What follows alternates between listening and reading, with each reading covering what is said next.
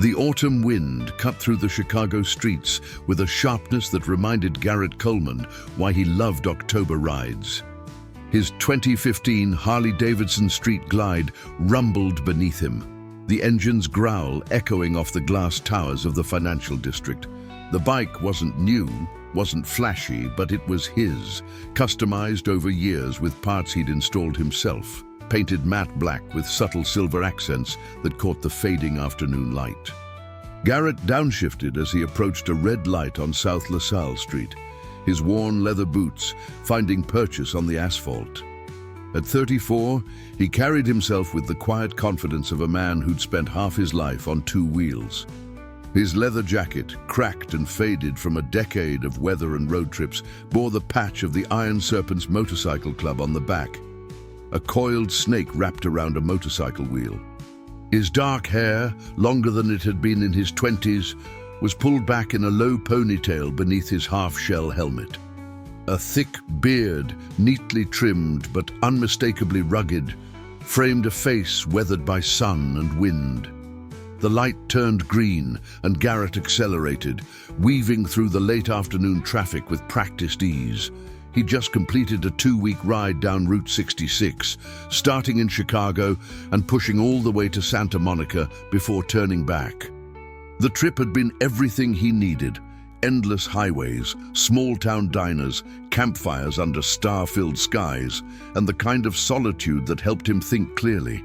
His saddlebags were still packed with camping gear, and his body ached in that satisfying way that came from long days in the saddle. But now he was back in the city, and there were things to handle. Practical things, financial things. Garrett pulled into a parking spot on West Monroe Street, killing the engine. The sudden silence felt almost oppressive after 2 weeks of constant wind and engine noise. He removed his helmet, running a hand through his hair as he surveyed the building in front of him. Prestige National Bank. Glass, steel, marble. The kind of place that screamed old money and exclusive clientele.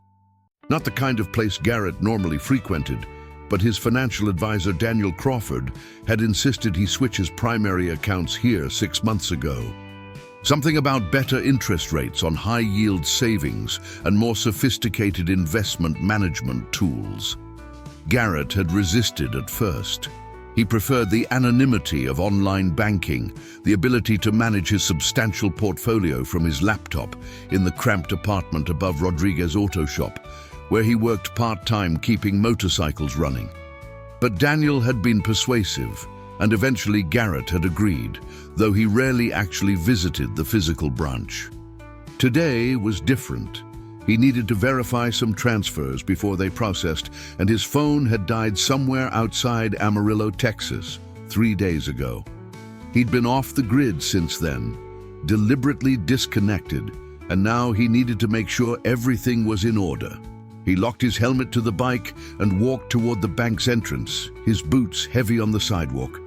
The glass doors slid open automatically, and Garrett stepped into a world that felt completely alien to him. The lobby was massive, with polished marble floors that reflected the crystal chandeliers hanging from the vaulted ceiling. Everything was cream and gold, designed to impress and intimidate in equal measure. Classical music played softly from hidden speakers. A few well-dressed clients sat in leather chairs, speaking in hushed tones with bank representatives at mahogany desks. Garrett felt every eye in the room turn toward him as he walked in. His reflection in the polished floor showed him exactly what they saw: a rough-looking biker in worn jeans, scuffed boots, and a leather jacket that had seen better days. His hands, calloused and stained with engine oil that never quite washed out completely, hung at his sides. He probably smelled like road dust and gasoline. He didn't care. A young woman behind the reception desk, her blonde hair pulled into a tight bun, looked up as he approached. Her smile was professional but strained. "Good afternoon, sir. How can I help you today?" "I need to use an ATM," Garrett said, his voice rough from days of not talking to anyone. "Got some transfers to check." The woman's eyes flicked to his jacket, then back to his face. "Of course. We have ATMs along the east wall." She gestured with a manicured hand toward a row of machines partially hidden behind a marble column. "Do you have an account with Prestige National?" "Yeah," Garrett said simply. "Wonderful. If you need any assistance, please don't hesitate to ask." Her tone suggested she very much hoped he wouldn't need assistance. Garrett nodded and walked toward the ATMs, aware of the continued stares. He'd experienced this his entire adult life. The judgment, the assumptions. People saw the motorcycle, the leather, the rough exterior, and they made up their minds about who he was. Most of the time, he found it amusing. Sometimes, like today when he was tired and just wanted to handle his business, it was merely annoying. He approached one of the ATMs, pulling his wallet from his inside jacket pocket. The machine was sleek and modern, with a touchscreen that probably cost more than most people's monthly rent. He inserted his card and waited for the prompt. "Checking balance, huh?" a voice said from behind him, dripping with condescension. "Make sure those tips from delivering pizzas cleared?" Garrett turned slowly. The man standing a few feet away was everything Garrett wasn't. Perfectly groomed, wearing a charcoal gray suit that probably cost $5,000, with styled silver hair and a smile that didn't reach his ice blue eyes. He looked to be in his late 50s, with the kind of athletic build that came from expensive personal trainers and country club tennis. Two younger men in similar suits flanked him, both watching Garrett with barely concealed amusement. "Excuse me?" Garrett said, his voice level. The well-dressed man's smile widened. "Oh, don't mind me. I'm just surprised to see someone like you in a bank like this. Usually your type sticks to check-cashing places, no?"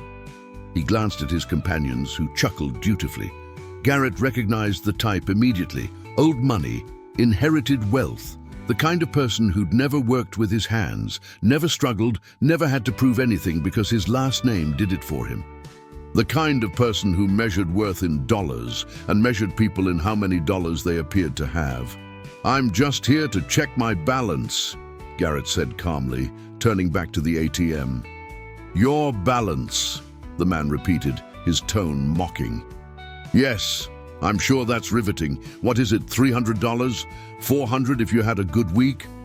The man stepped closer, and Garrett caught the scent of expensive cologne.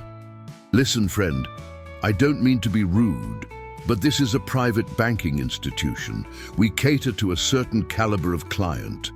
Perhaps you'd be more comfortable at one of the commercial banks down the street." Garrett felt his jaw tighten, but he kept his voice steady. "I have an account here." "An account," the man said, as if testing the words. "How charming. Let me guess, minimum balance checking. Maybe a savings account with a few thousand you're very proud of." He turned to his companions. "Gentlemen, we're witnessing financial ambition in action." One of the younger men, a blonde who couldn't have been more than 30, laughed openly. "Harrison, leave the poor guy alone. He's probably got his life savings in there, all $2,000 of it." Harrison. The name fit. Garrett had met plenty of Harrisons in his life, though usually only in situations like this, where their worlds accidentally collided. "Harrison Whitmore III, the older man said, extending a hand that Garrett didn't take. "My family has banked here for 4 generations. My grandfather helped found this institution in 1952. He withdrew his hand unbothered. "And you are?"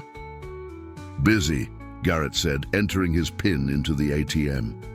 Harrison laughed, a sharp bark of sound that echoed in the quiet lobby. "Busy? Yes. I'm sure you have very important places to be. Probably a motorcycle rally or a dive bar somewhere." He leaned against the marble wall, clearly enjoying himself. "Tell me, do you even know what the minimum balance requirement is for a Prestige account?" "It's $10,000. 10,000. Did you manage to scrape that together, or did they waive the requirement out of pity?" Garrett's finger hovered over the screen. He could walk away. He could tell this pompous ass to go to hell. He could do any number of things that wouldn't involve engaging with this conversation. But something about Harrison's smug certainty, His absolute conviction that he knew everything about Garrett based on appearance alone sparked something in him. "I just want to check my balance," Garrett said, his voice quiet but firm. "Your balance," Harrison repeated, and now his voice carried across the lobby, drawing more attention. "Yes, please, check your balance. I'm genuinely curious now. How much does a motorcycle mechanic keep in his prestigious checking account?" He made air quotes around the word prestigious. 1,000? 1,500? A small crowd had gathered now, bank employees, other clients, all watching the scene unfold. Garrett felt their eyes on him, felt their judgment and curiosity. He saw a security guard take a step forward, hand moving toward his radio, clearly uncertain whether to intervene. "Go ahead," Harrison said, gesturing grandly to the ATM. "Check your balance. Show us all how financially successful you are. Maybe you can buy me a cup of coffee with all that wealth." His companions laughed again, and Harrison's smile grew wider. Garrett held his gaze for a long moment. Then, deliberately, he turned back to the ATM and pressed the button for account balance. The machine processed for a moment, the screen flickering, and then the numbers appeared. Garrett heard Harrison's laugh catch in his throat, heard the sudden intake of breath from someone nearby. The lobby, already quiet, became absolutely silent. On the screen in clear digital numbers was Garrett's primary checking account balance, 47 to the 382,661.89. For a moment, nobody moved. The ATM screen glowed in the afternoon light, filtering through the bank's tall windows, the numbers impossibly large, impossible to misread. $47,382,661.89.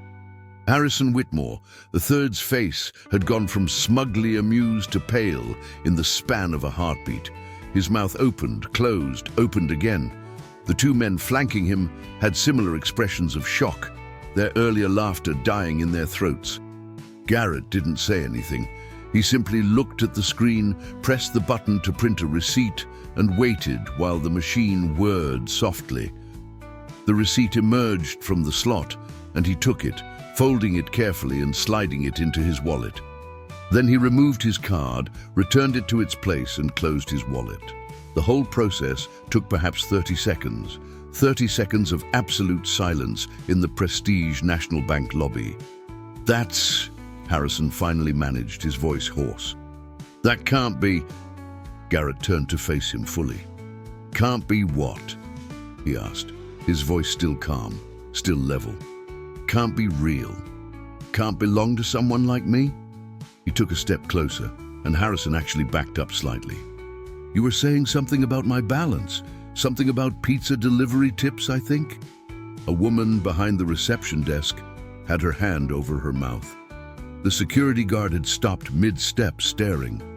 One of the bank representatives, a middle-aged man in a navy suit, had risen from his desk and was walking quickly toward them. "Mr. Coleman," the representative said, his voice urgent and slightly breathless. "Mr. Coleman, I'm Thomas Peterson, the branch manager. I apologize if there's been any misunderstanding." He shot a look at Harrison that was pure poison. "Is everything all right with your account? Can I assist you with anything?" So they knew who he was. Of course they did. With a balance like that, they absolutely knew who he was. "Everything's fine, Thomas," Garrett said, recognizing the man from the one time Daniel had insisted he come in for a face-to-face meeting about his investment strategy. "Just checking on some transfers." "I've been out of town." Of course, Thomas said, his hands fluttering nervously. "Please, if you'd like to use one of our private banking suites, we can..." "This is fine," Garrett interrupted gently. "I'm almost done." Thomas nodded rapidly, then turned to Harrison. "Mr. Whitmore, perhaps you'd like to conduct your business elsewhere in the bank. I'm sure you're very busy." Harrison's face had regained some color, now flushing red. I didn't..." He looked at Garrett, something complicated passing across his features. Shame, perhaps, or anger at being made to feel foolish. "I apologize. I made assumptions." You did, Garrett agreed.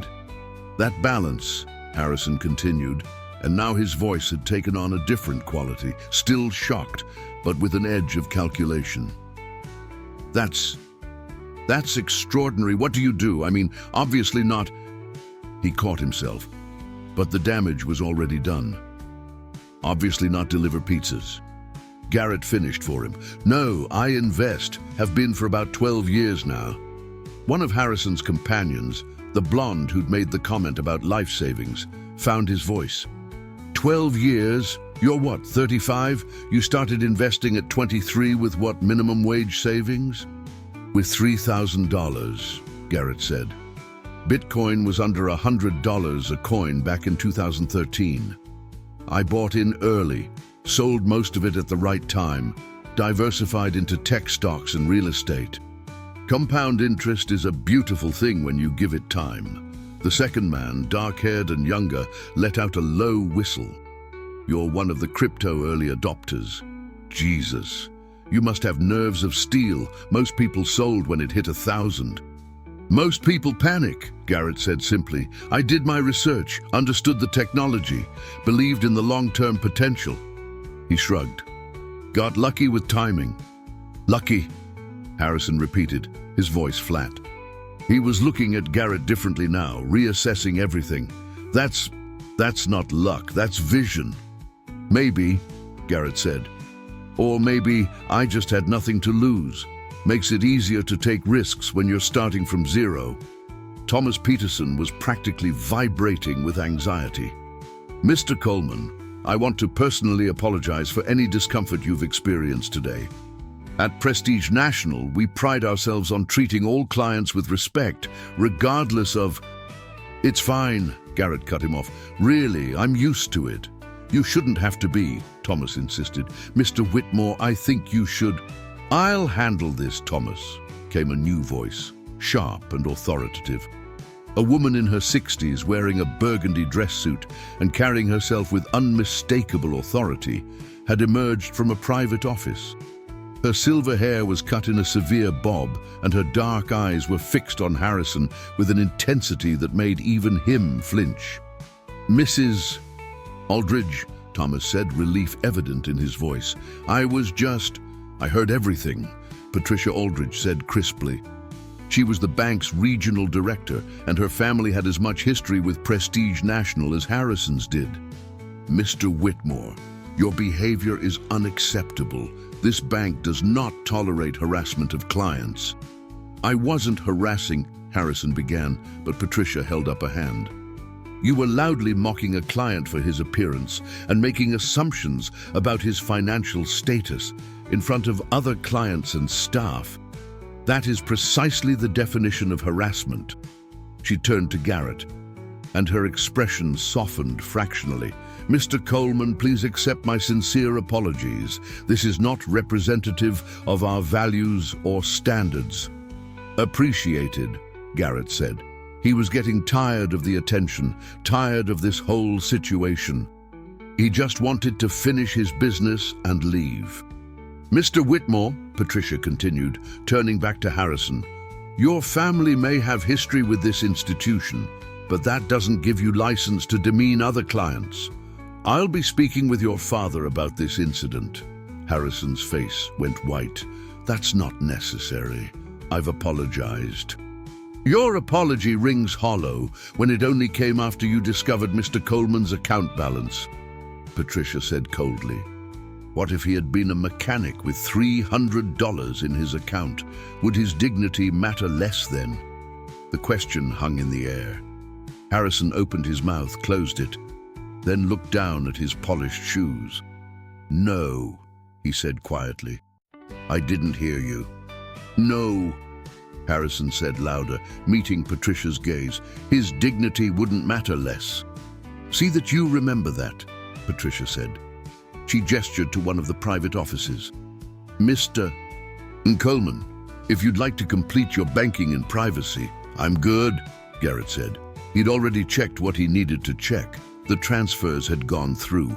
His real estate investment in Austin had cleared. Everything was in order. I was just leaving. He started toward the door, and the small crowd that had gathered parted like water. He could feel their eyes on him, hear the whispers starting already. By tomorrow, this story would be all over Chicago's financial circles. The secret millionaire biker, the guy in leather and denim with enough money to buy half the city, his carefully maintained anonymity was gone. "Wait!" Harrison called out. Garrett paused, hand on the door, and looked back. Harrison had followed him, leaving his companions behind. Could I buy you a drink? Talk." Garrett studied him. "Why would I want to do that?" "Because I'm an asshole who made a terrible first impression, and I'd like the chance to make a slightly less terrible second impression," Harrison said bluntly.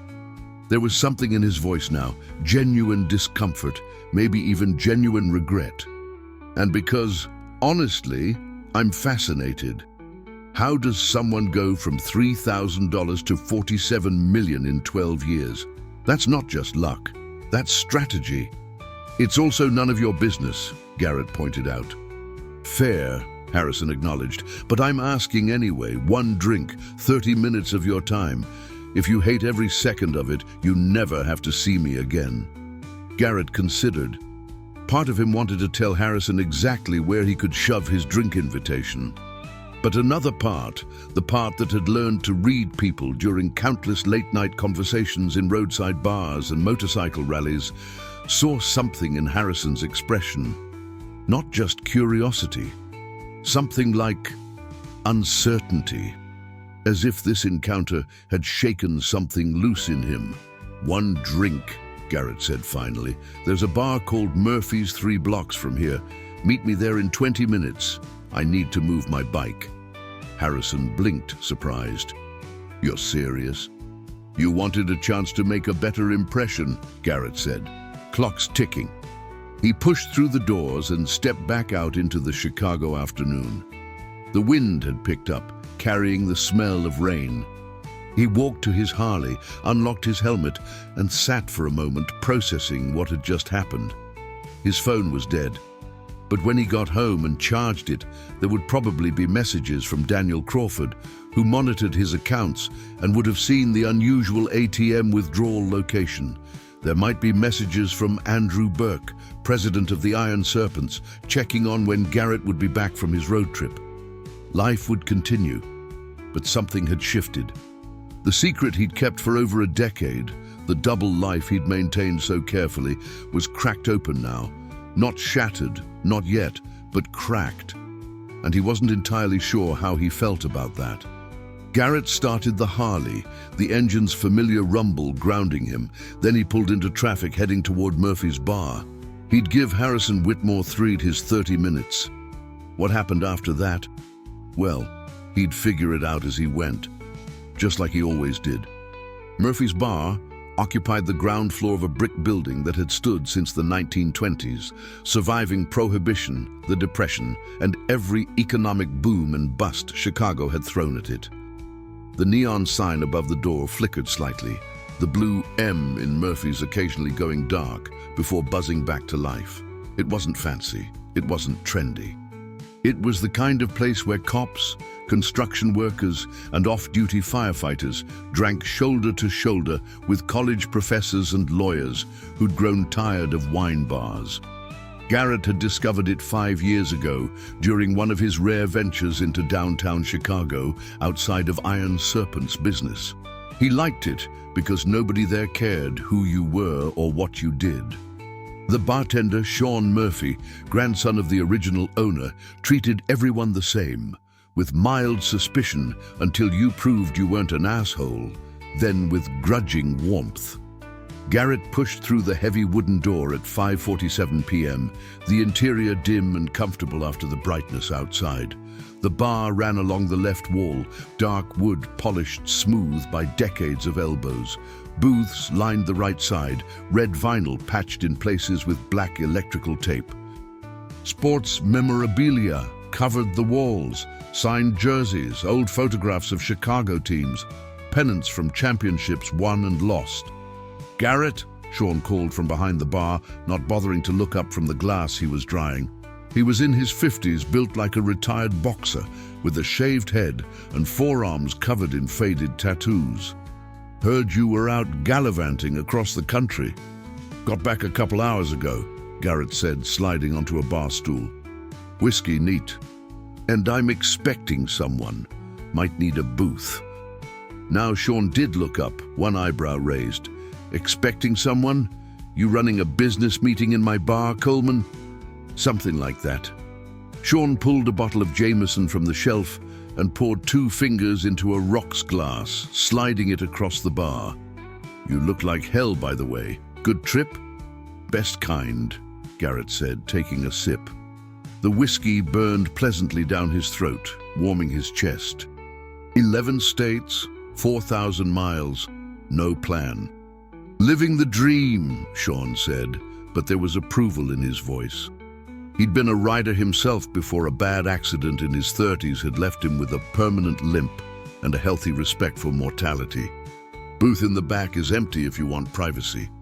Garrett nodded his thanks and carried his drink to the booth, settling in with his back to the wall, an old habit from too many years in places where knowing who was coming through the door mattered.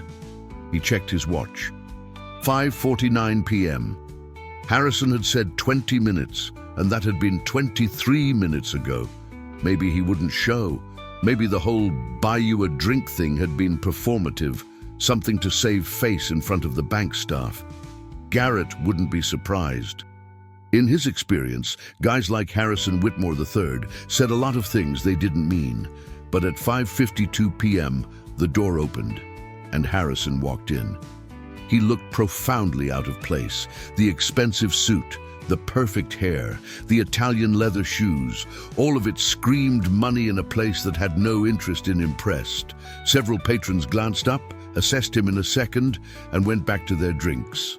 Sean watched him with open suspicion.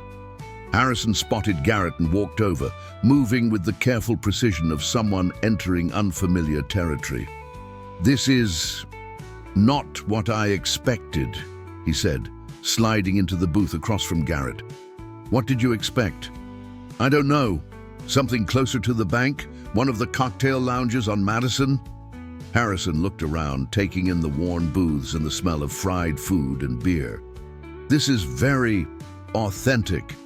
"It's a bar," Garrett said. "What are you drinking?" "Scotch. Single malt, if they have it. Preferably 18-year Macallan." Garrett caught Sean's eye and held up 2 fingers. Sean nodded and started pouring. "They have Johnny Walker Black," Garrett called to Harrison. "That work for you?" Harrison hesitated, then nodded. "Sure, fine." A moment later, Sean appeared with the scotch, setting it down in front of Harrison without a word. Harrison reached for his wallet, but Sean shook his head. "Garrett's running a tab. You're on it."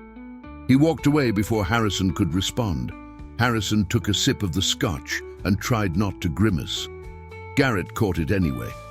"Not up to your standards." "It's fine," Harrison said quickly. "Just different from what I usually drink."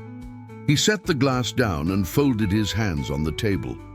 "I meant what I said at the bank. I was an asshole. I made assumptions based on absolutely nothing, and I humiliated you in public. There's no excuse for that."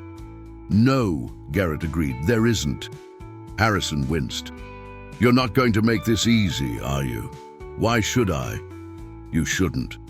Harrison took another sip of scotch, and this time he managed not to react. "Can I ask you something? Why did you agree to meet me? Most people would have told me to go to hell." Garrett considered the question, rolling his whiskey glass between his palms. "Honestly, I'm not entirely sure. Maybe because you asked. Maybe because I was curious about what you'd actually do, if you'd show up, or if the invitation was just for show." He met Harrison's eyes. "Maybe because I've spent a lot of years being underestimated, and I wanted to see what happens when someone like you realizes they were wrong." "What happens," Harrison said slowly, "is that I feel like an idiot and wonder how many other people I've judged exactly the same way without ever getting corrected." He leaned back against the vinyl booth. "How do you do it? Live with that kind of balance and still work as a mechanic, still ride around on a motorcycle like you don't have a care in the world? Because I don't work as a mechanic for the money, Garrett said. I work because I like fixing things, because there's something satisfying about taking a broken engine and making it run again. And I ride because I love riding. The money doesn't change that. But it could, Harrison pressed. You could do anything, buy anything, live anywhere. Why Chicago? Why a job at all? Why do you work? Garrett countered. Harrison opened his mouth, then closed it. Because it's expected. My family has businesses to run, investments to manage. I'm the CEO of Whitmore Industries. It's what I was raised to do. But do you love it? The question seemed to catch Harrison off guard. He stared at his scotch for a long moment. I don't know, he said finally. I've never really thought about it. It's just what I do, who I am. See, that's the difference, Garrett said.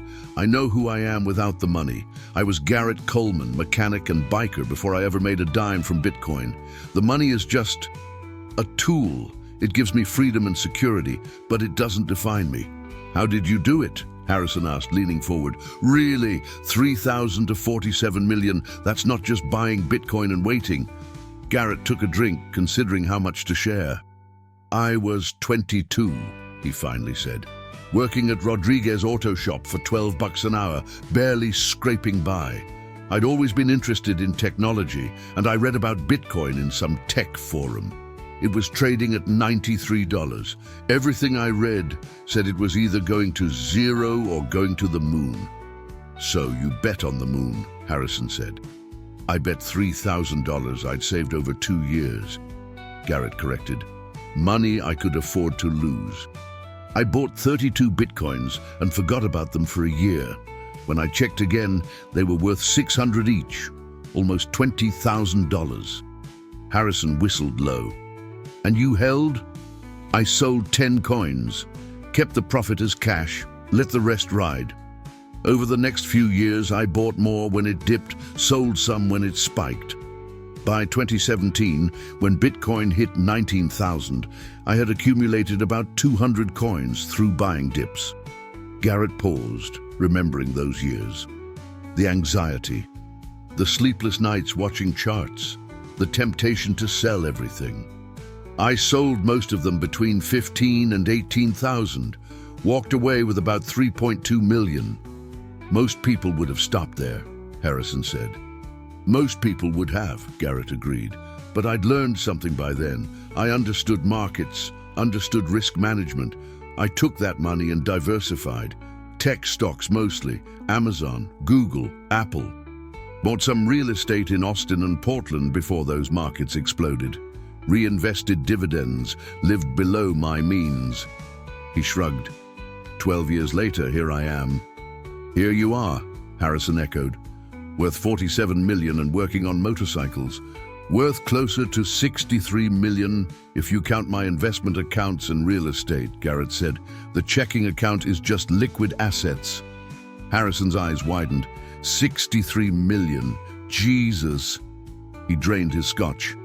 And nobody knows. My financial advisor knows. The bank knows, obviously. And now you know. Garrett's voice hardened slightly. I'd appreciate it if it stayed that way. Of course, Harrison said quickly. I mean, it's none of my business what you're worth. He hesitated. But why keep it secret? You could be living a completely different life. I'm living the life I want, Garrett said simply. The Iron Serpents, my MC, they're my brothers. We ride together, work on bikes together, look out for each other. If they knew I had this kind of money, everything would change. They'd see me differently, treat me differently. Would they? Probably not intentionally, Garrett admitted. But yeah, money changes things, changes how people relate to you. I've seen it happen. He finished his whiskey. I like my life, Harrison. I like working with my hands. I like the freedom of the road. I like being part of something that has nothing to do with money or status. The financial success is great. It means I never have to worry about security, and I can retire whenever I want. But it's not who I am. Harrison was quiet for a long moment, studying Garrett's face. I envy you, he said finally. Why? Because you know who you are. Because you built something from nothing and did it on your own terms. Harrison signaled Sean for another round. I inherited everything. The company, the money, the expectations. I've never had to struggle for anything, never had to prove myself, and I think that's made me into someone I'm not particularly proud of. Like someone who mocks strangers in banks, Garrett said, but his tone was gentler now. Like someone who mocks strangers in banks, Harrison agreed. Like someone who judges people based on their clothes and their jobs. Like someone who thinks worth is measured in dollars. He accepted the new scotch from Sean with a nod of thanks. My father is the same way. So was his father. It's how I was raised, to see the world as winners and losers, haves and have-nots. And which am I? Garrett asked. I thought you were a have-not, Harrison said honestly, until I saw that screen. Now I don't know what you are. Someone who doesn't fit in my neat categories. Maybe the categories are the problem, Garrett suggested. Maybe they are. Harrison took a long drink. Can I ask you something else? What are you going to do now about your secret being out? Garrett had been thinking about exactly that since leaving the bank. Damage control, I guess. Hope the story doesn't spread too far. Keep doing what I've been doing. It's going to spread, Harrison said bluntly. Patricia Aldridge might keep it quiet, but half the bank staff saw that screen. By tomorrow morning, there will be rumors. By tomorrow afternoon, they'll be calling you the secret millionaire biker or some ridiculous nickname. He paused. I could help with that if you want. How? I know people, media people, people who control narratives in this city. I could make sure the story gets contained, make it less interesting. Harrison met Garrett's eyes. It's the least I can do after being the reason your secret got out in the first place. Garrett considered it. Part of him wanted to refuse on principle. He didn't need Harrison's help, didn't want to be indebted to him, but the practical side, the side that had managed money and risk for 12 years, saw the value in the offer. I'll think about it, he said. Fair enough. Harrison finished his second scotch and checked his watch. I should go. I'm supposed to meet my daughter for dinner at 7. He pulled out his wallet, but Garrett waved him off. I said it was on my tab. I meant it. Harrison smiled slightly. Thank you, and thank you for giving me a chance to apologize properly. I know I don't deserve it. He stood, straightening his suit jacket. Then he pulled out a business card and placed it on the table. That's my personal number. If you change your mind about the help, or if you just want to talk, call me. No strings attached. Garrett picked up the card, reading the embossed text. Harrison Whitmore through, CEO, Whitmore Industries. He slipped it into his wallet next to the ATM receipt showing 47,309, 82,761. 89. Hey, Harrison, Garrett called as the other man reached the door. Harrison turned. For what it's worth, you made a better second impression than I expected. Harrison's smile became genuine. High praise from someone I humiliated an hour ago. He pushed through the door and disappeared into the darkening Chicago evening. Garrett sat alone in the booth, nursing a second whiskey Sean had brought over without being asked. The bar was filling up now with the after-work crowd, the noise level rising. He felt untethered, uncertain in a way he hadn't felt in years. His carefully constructed life, the balance between biker and investor, mechanic and millionaire, had been disrupted, and he had no idea what came next. The Iron Serpent's clubhouse occupied an old warehouse in Bridgeport, south of downtown Chicago. The building had been a meatpacking facility in the 1970s before falling into disrepair, then getting bought cheap by the MC in 2008.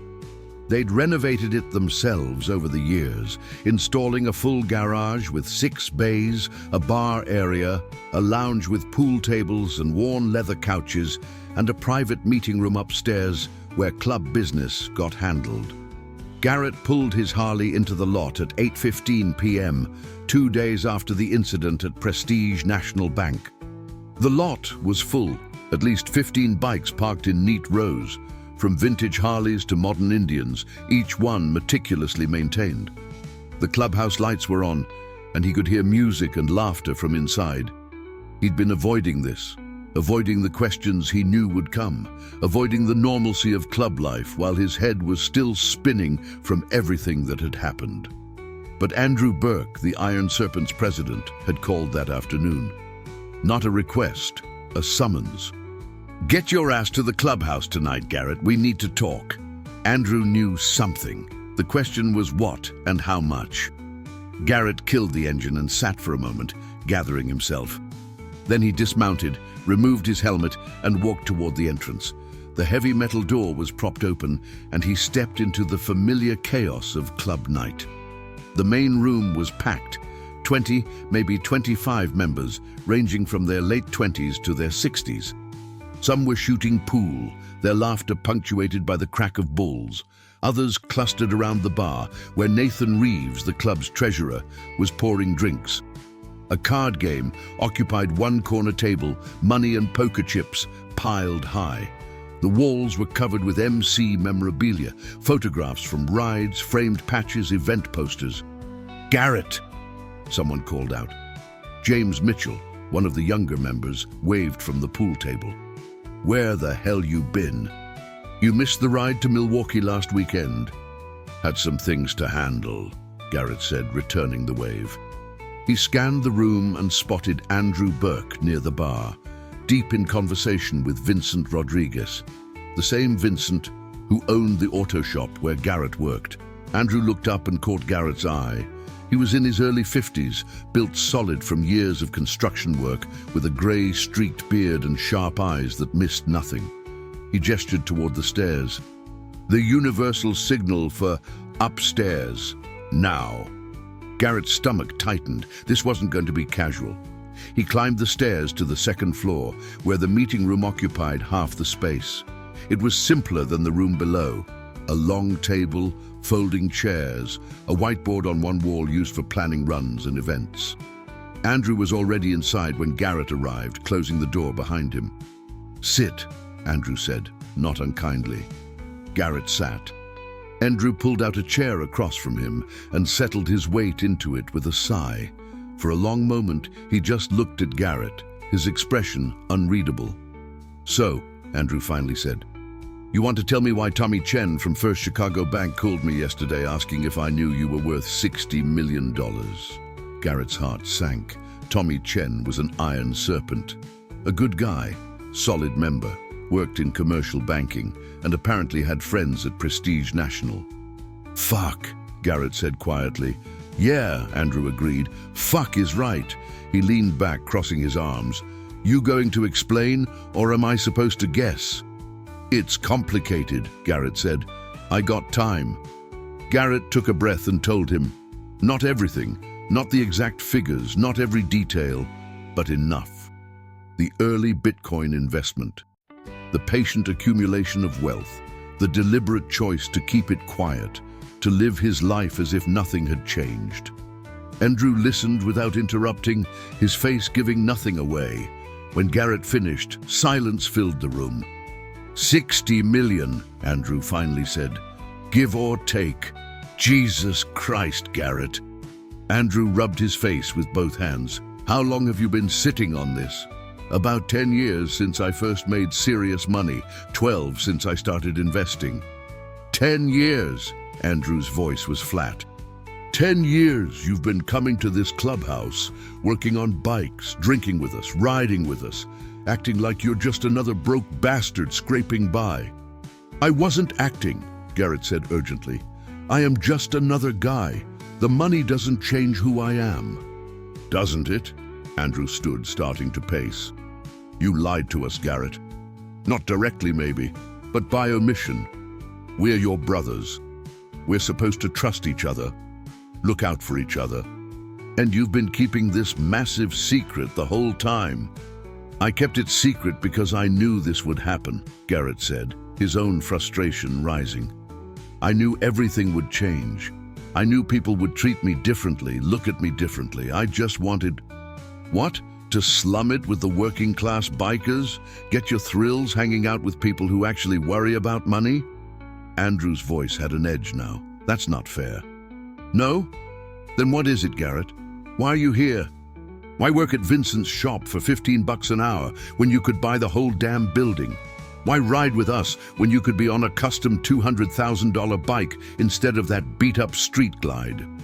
Because I like that street glide, Garrett shot back. Because I like working at the shop and hanging out here and riding with people who don't give a shit about my bank account.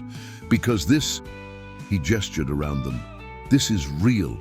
This matters to me. But we didn't matter enough for you to be honest with us.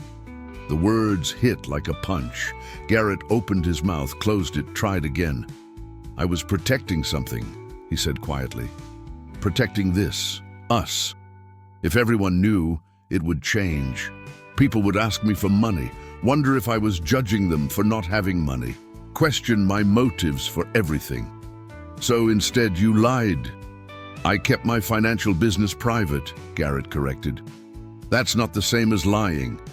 Andrew stopped pacing and braced his hands on the table, leaning toward Garrett. You think the guys downstairs are gonna see it that way?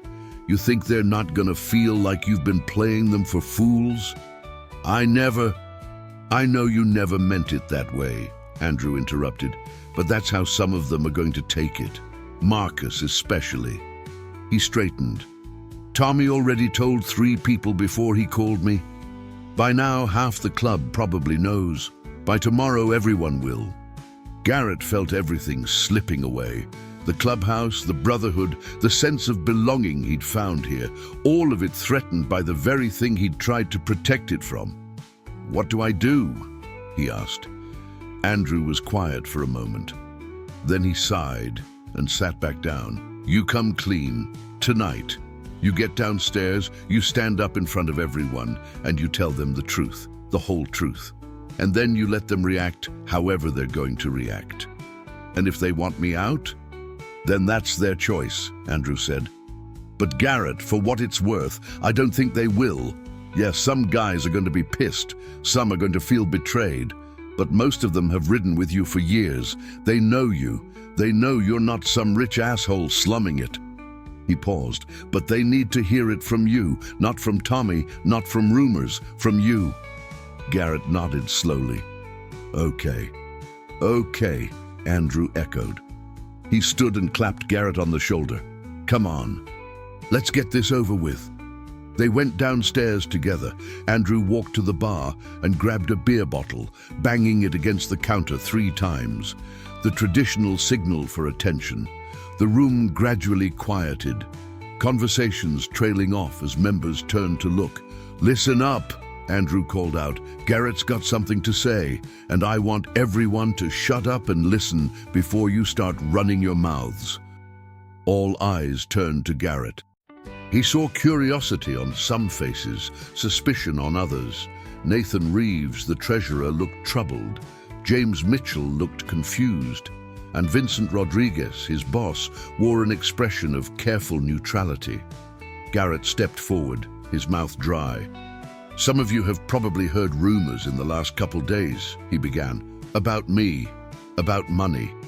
He paused, gathering courage. They're true. The room erupted in whispers. Andrew banged the bottle again. He's not done, Garrett continued. About 12 years ago, I made an investment. Bitcoin, when it was cheap. It paid off.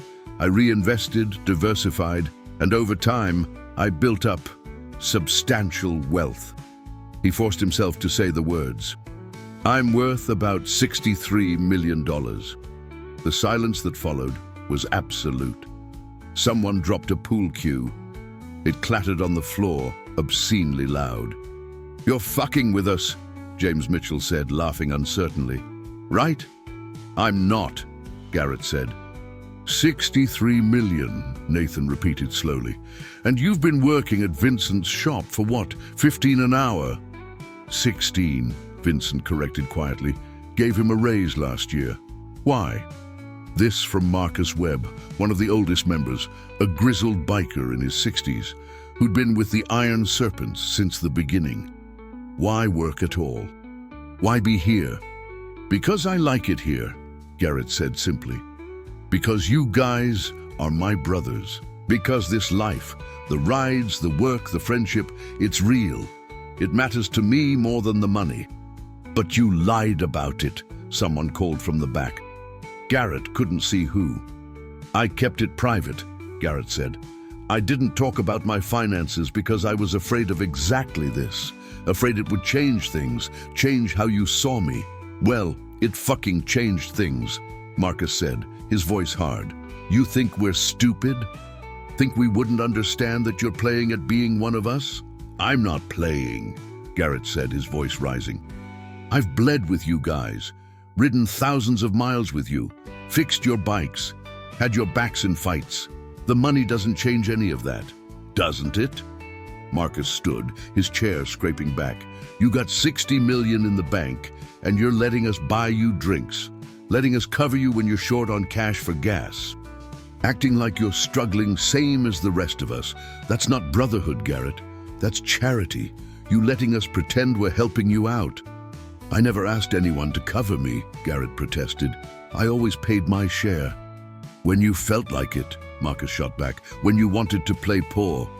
"That's enough," Andrew said sharply. "Marcus, sit down." "Why? Because the rich boy might get his feelings hurt?" Marcus's face was flushed with anger. "He made fools of us, Andrew.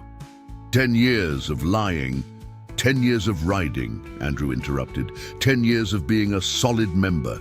10 years of showing up when we needed him. The money doesn't erase that. "Doesn't excuse the lying either," Nathan said quietly. Everyone looked at him. "I'm not saying I want Garrett out, but Andrew, man, this is a big deal. He kept a huge secret from all of us. How are we supposed to trust him now?" "The same way you trusted him yesterday," Andrew said. "The same way you trusted him every day before you knew about the money. Has he ever let any of you down? Ever failed to show up for a brother?" Silence. "No," Vincent said finally. "He hasn't. Garrett's been working for me for 8 years. Best mechanic I got. Never complained, never cut corners, never acted like the work was beneath him. If he's been lying about money, well, maybe he had his reasons." "Thank you," Garrett said quietly. "Don't thank me yet," Vincent continued. "Because I got questions too, like why you're still cashing paychecks you don't need, like whether you've been laughing at us this whole time." "Never," Garrett said firmly. "I've never laughed at any of you. The work isn't beneath me. It's what I choose to do because I love it. And I cash the paychecks because not cashing them would have raised questions I wasn't ready to answer." James Mitchell spoke up, his voice thoughtful. "So what now? You going to quit the shop? Quit the club? Go live in some mansion somewhere?" "No," Garrett said. "If you'll have me, I want to stay, both at the shop and here. Nothing has to change." "Everything's already changed," Marcus muttered, but he'd sat back down. Andrew looked around the room. "This is going to take time, processing, talking it through, but here's what I'm proposing. Garrett stays. He's still a brother, still welcome at the clubhouse, and we give everyone time to adjust." He fixed Garrett with a hard look. "But Garrett, no more secrets. If something this big comes up again, you bring it to me. Understood?" "Understood," Garrett said. "And," Andrew continued, addressing the room, "nobody, and I mean nobody, asks Garrett for money. He earned it. It's his. And if anyone tries to guilt him or pressure him, they answer to me. Clear?" Murmurs of agreement rippled through the room, though not everyone looked happy about it. "One more thing," Garrett said. "I know this is weird. I know it's going to take time, but if any of you have questions, want to talk, whatever, my door's open. I'm not hiding anymore." "Damn right you're not," Marcus said gruffly. but his expression had softened slightly. The meeting broke up slowly, members returning to their drinks and games, though the atmosphere had shifted. Some guys clapped Garrett on the shoulder as they passed. Others avoided eye contact. A few, like James Mitchell, looked at him with naked curiosity. Vincent Rodriguez approached, his weathered face thoughtful. "You're still coming in tomorrow?" he asked. "If you still want me," Garrett said. "Course I do. You're the only one who knows how to work on those vintage Triumphs."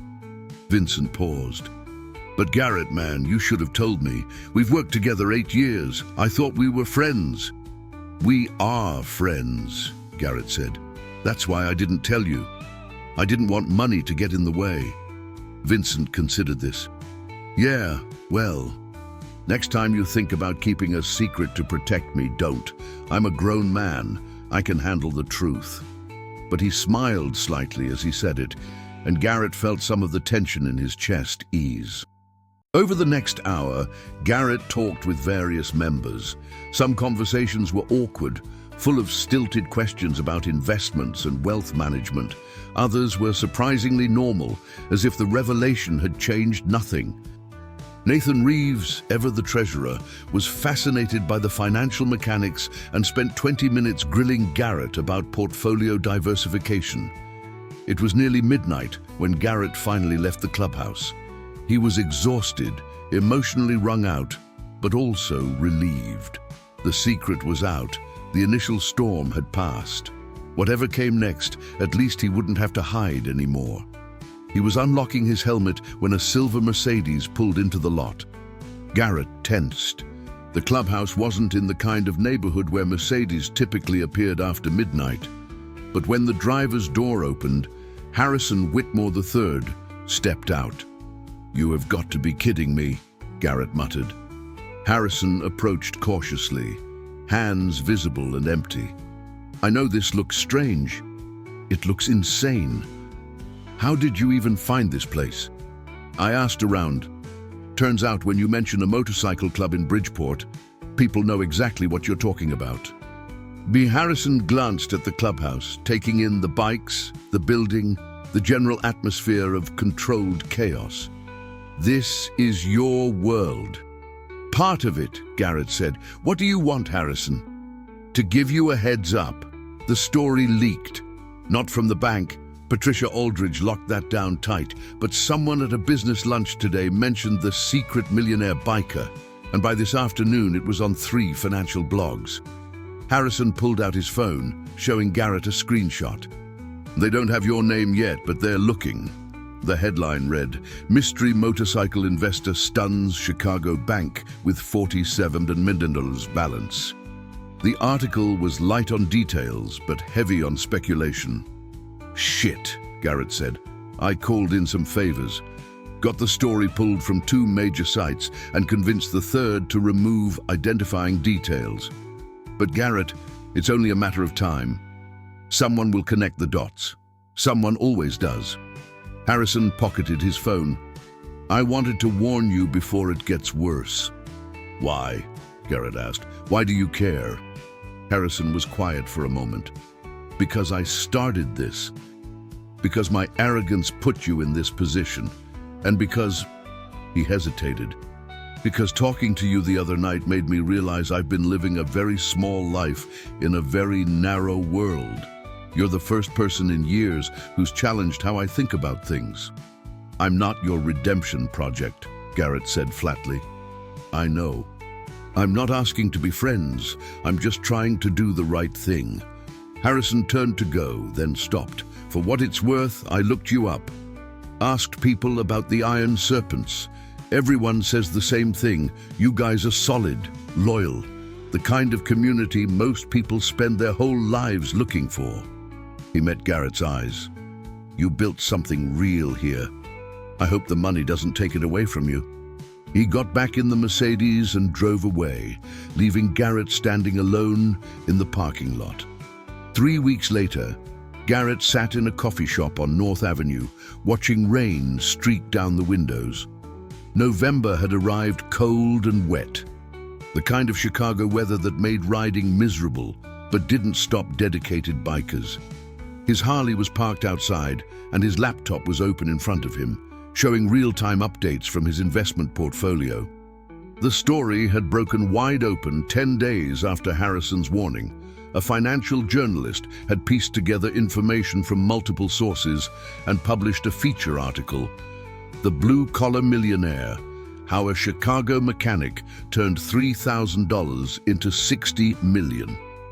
It included Garrett's name, his connection to the Iron Serpents, and enough detail about his investment strategy to make him instantly recognizable in financial circles. The response had been overwhelming. Interview requests from major news networks, invitations to speak at investment conferences, a literary agent wanting him to write a book, even a reality TV producer pitching a show about authentic millionaires living normal lives. Garrett had turned them all down, but he couldn't turn down the changes to his daily life. At Rodriguez Auto Shop, customers now sometimes asked for the millionaire mechanic specifically, wanting selfies and investment advice along with their oil changes. Vincent had been fielding calls from journalists for a week before he'd finally unplugged the shop phone. The Iron Serpents had rallied around him mostly. Marcus Webb had come around after a long conversation over beers, admitting he'd been jealous more than anything. "You did what all of us talk about doing," he'd said. "Made it big, only you actually pulled it off." Most of the other members had similar reactions. Initial shock and discomfort giving way to grudging respect, and in some cases, genuine curiosity about how wealth building actually worked. But things had changed. They were changing still. Garrett could feel it in small ways. The hesitation before someone asked him to contribute to the pizza fund, the way conversations sometimes stopped when he entered a room. The questions that were asked too casually about whether he was going to move on to something bigger. "Thought I'd find you here," a voice said. Garrett looked up to see Harrison Whitmore III, shaking rain from an expensive umbrella. "Mind if I sit?" "Free country," Garrett said. Harrison sat, ordering a black coffee from the passing waiter. "I saw the article. Brutal. Could have been worse. Could have been better if I'd kept my mouth shut at the bank." Harrison's coffee arrived, and he wrapped his hands around the cup. "Have you thought any more about my offer?" 2 weeks ago, Harrison had proposed something unexpected. Whitmore Industries was launching a new venture capital fund focused on technology startups, and Harrison wanted Garrett to come on as an advisor. "You have the instincts I need," Harrison had said. "You see opportunities other people miss. You understand risk in a way that born-rich people never do." Garrett had told him he'd think about it. "I have thought about it," Garrett said now, "and I don't think it's for me. I'm not a finance guy, Harrison. I got lucky with some smart bets, but that doesn't make me an expert. Luck is what unsuccessful people call it when successful people make good decisions," Harrison said. "You built 63 million from 3,000. That's not luck, that's skill. It's also not who I am." Garrett closed his laptop. "I'm a mechanic, a biker. I like working with my hands. I like the road. Adding venture capital advisor to my life doesn't fit. Even if it means helping other people build what you built, even if it means using your skills to create opportunities." Harrison leaned forward. "Garrett, you're sitting on knowledge and experience that could change lives. Seems like a waste to keep it locked up while you change oil filters. There's nothing wrong with changing oil filters. I didn't say there was, but there's nothing wrong with doing both either." Harrison took a sip of coffee. "Part-time, completely remote. You could work from the road if you wanted. Just review pitch decks, give your assessment, maybe take 1 meeting a month, that's it." Garrett wanted to say no, wanted to keep his life simple, contained, free from the complications that came with the financial world. But something Harrison said had stuck with him. Using his skills to create opportunities. "What kind of startups?" he asked. "Technology mostly. Clean energy, infrastructure. Companies trying to solve real problems. Harrison's eyes lit up. There's one I'm looking at now, a team developing affordable solar panels for residential use. Another one working on motorcycle safety gear with built-in impact sensors. Real innovations, not just apps for rich people. The motorcycle safety gear caught Garrett's attention. He knew too many riders who'd been hurt or killed because protective equipment failed. Tell me more about the safety gear company. Harrison did. For the next 30 minutes, they talked about the technology, the market potential, the team behind it. Garrett found himself engaged despite his reservations, asking questions, seeing angles Harrison hadn't considered. "See," Harrison said when they'd exhausted the topic, "this is what I need. Your perspective, your instincts." "One meeting a month," Garrett said slowly. "Remote work. And I maintain complete anonymity. No public role, no media appearances." "Done," Harrison said immediately. He extended his hand. "Partners?" Garrett hesitated, then shook. "Partners, but Harrison, the second this interferes with my real life, I'm out." "Understood." They worked out details for another 20 minutes, compensation, expectations, communication protocols. Harrison insisted on a generous consulting fee that made Garrett uncomfortable, but that he eventually accepted. "You're providing real value," Harrison said. "Don't undervalue yourself." When Harrison left, Garrett sat alone with his thoughts and a fresh coffee. Rain continued to hammer the windows. His phone buzzed with a text from Andrew Burke. "Club meeting tonight, mandatory. Don't be late." Garrett smiled slightly. Some things, at least, remained constant. That evening, the Iron Serpent's clubhouse was packed again. Garrett arrived at 7 p.m. sharp, finding most of the membership already present. The atmosphere was different from the last mandatory meeting, less tense, more curious. Andrew called the meeting to order with his usual beer bottle on counter method. "All right, settle down. A few things to cover tonight." He ran through routine business, upcoming rides, maintenance needs for the clubhouse, a charity event they'd agreed to support. Then he got to the real reason for the mandatory attendance. "As you all know, the past month has been weird. Garrett's situation got public and we've all had to adjust. Some of you have handled it better than others." He shot a pointed look at a couple of younger members who'd been caught trying to pitch Garrett investment schemes. "But here's the thing. Garrett's still a brother, still one of us, and I want to make sure we're all on the same page about that." "We are," Vincent said from his seat near the bar. Several others nodded agreement. "Good, because I'm proposing something, and I want a vote." Andrew pulled out a folder. "The clubhouse needs work. Roof's leaking, electrical is sketchy, and the garage could use better equipment. I got estimates. We're looking at about $75,000 in repairs and upgrades." A collective groan went through the room. The Iron Serpents ran on dues and fundraisers. 75,000 was an impossible sum.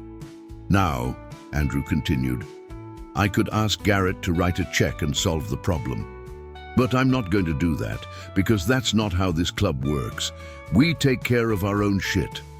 He paused. "Instead, I'm proposing Garrett loans us the money, interest-free, and we pay him back over 5 years through increased dues and fundraising. He gets repaid, we get our clubhouse fixed, and nobody feels like they're taking charity." Garrett hadn't known about this. He started to stand, to protest, but Andrew waved him down. "This isn't charity," Andrew said firmly. "It's a loan. Business terms, written contract, regular payments. Garrett gets treated like any other creditor. We default. He can sue our asses." He looked around the room. "All in favor?" Hands went up across the room. Not everyone. Marcus Webb abstained, as did a couple others, but a clear majority. "Motion carries," Andrew said. "Garrett, you good with those terms?" Garrett stood. "I am, but I want to add something." He looked around at his brothers. "I know the past month has been strange. I know some of you aren't sure what to think about me anymore. But this, he gestured at the clubhouse, this is real. This matters. You guys matter. The money is just money. It doesn't change who I am or what this club means to me. Damn straight, James Mitchell called out. Others echoed the sentiment. Nathan Reeves raised his hand. I got a question, and I'm just going to ask it straight. Garrett, are you going to stay long-term, or is this temporary until you get bored? It was the question they were all thinking. Garrett could see it in their faces. I'm staying, he said. I'm not going anywhere. I'll probably travel more. I've got the freedom to do that now. But this is my home. You're my family. That doesn't change just because my bank balance did. What about when you meet some rich girl and she wants you to move to California or some shit? Someone asked. Then I'll tell her I live in Chicago, Garrett said. Look, I'm not saying everything will stay exactly the same forever. Life changes. But my commitment to this club, that's not changing. You have my word. Good enough for me, Marcus Webb said gruffly. Coming from Marcus, it meant something. The meeting broke up into the usual chaos of club nights, drinking, pool games, loud conversations about bikes and rides and women. But Garrett felt something shift. Not back to how it was before. That was impossible. But forward, into something new. A new equilibrium where his wealth was acknowledged but not defining. Around 11 p.m., Garrett stepped outside for air. The rain had stopped and the November sky was clear and star-filled despite the city lights. His phone showed several missed calls. Journalists, probably, or another TV producer. He ignored them. A message from Harrison Whitmore caught his attention. First investment committee meeting next week, remote. I'll send details. Thanks for saying yes. Garrett pocketed the phone and looked at his Harley, gleaming under the parking lot lights. 14 years old, well-maintained, familiar as his own heartbeat. He could afford any bike in the world now. Could afford a fleet of custom motorcycles. But this one was his, earned through work and time and care. Vincent Rodriguez emerged from the clubhouse, lighting a cigarette. Hell of a night, he said. Yeah, Garrett agreed. You really staying? At the shop, I mean? If you'll have me. Course I will. You're the best mechanic I got. Vincent took a drag. But Garrett, you should probably ask for a raise. 16 an hour is insulting for someone worth 60 million. Garrett laughed. I'll think about it. You do that. Vincent clapped him on the shoulder and headed back inside. Garrett stayed a moment longer, breathing in the cold Chicago air, feeling the weight of the past month settling into something manageable. His life had been turned inside out. His secrets were exposed. His carefully maintained balance had been shattered, but he was still standing. Still Garrett Coleman, mechanic and biker, just with some new dimensions added. He heard the clubhouse door open again and turned, expecting Vincent or Andrew. Instead, Harrison Whitmore appeared, looking distinctly uncomfortable. What are you doing here? Garrett asked. I was in the neighborhood. Thought I'd check on you after our meeting this morning. Harrison looked at the clubhouse, the bikes, the whole scene. This is really your place, isn't it? Not just somewhere you visit. Yeah, Garrett said, it really is. I envy that, Harrison said quietly. Having somewhere you belong, people who know you and accept you. He turned to Garrett. Thank you for agreeing to work with me. I know it wasn't an easy decision.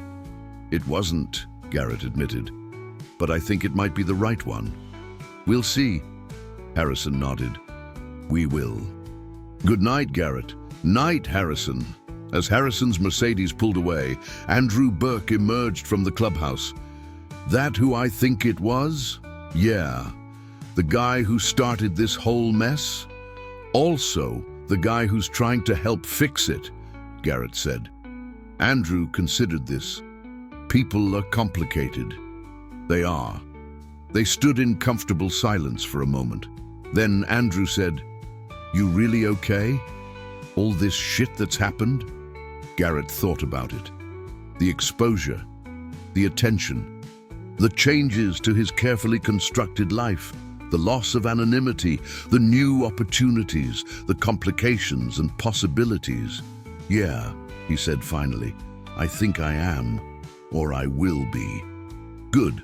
Andrew headed back inside, then paused at the door. "Oh, and Garrett, thanks for the loan. The clubhouse really does need that roof." "Anytime, brother." Garrett stayed outside a while longer, under the stars, next to his bike. Eventually, he'd go back inside, have another drink, shoot some pool, be part of the brotherhood that had become his anchor. Eventually, he'd ride home to his apartment above the auto shop, to his laptop and his investment portfolios and his strange new consulting gig.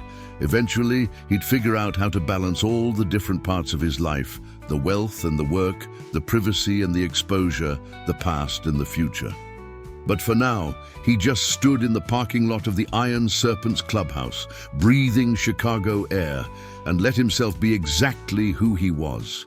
Garrett Coleman, mechanic, biker, investor, brother. All of it. None of it contradicting the rest. Just a life, complicated and real, and his.